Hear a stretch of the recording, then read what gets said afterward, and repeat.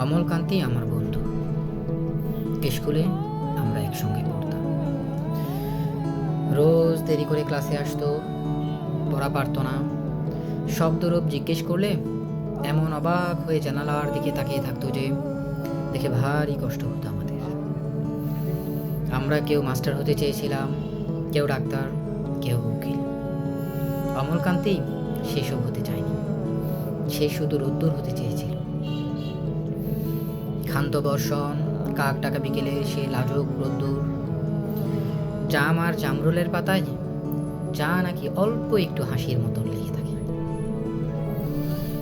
আমরা কেউ মাস্টার হয়েছি, কেউ ডাক্তার, কেউ উকিল। অমলকান্তি রোদ্দুর হতে পারেনি।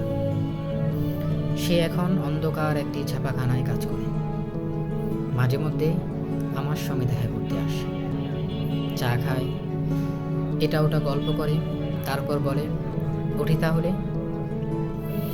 আমি ওকে দরজা পর্যন্ত এগিয়ে দিয়ে আসি।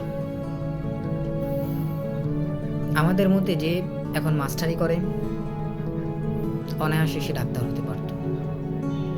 যে ডাক্তার হতে চেয়েছিল, উকিল হলে তার এমন কোনো ক্ষতি হতো না।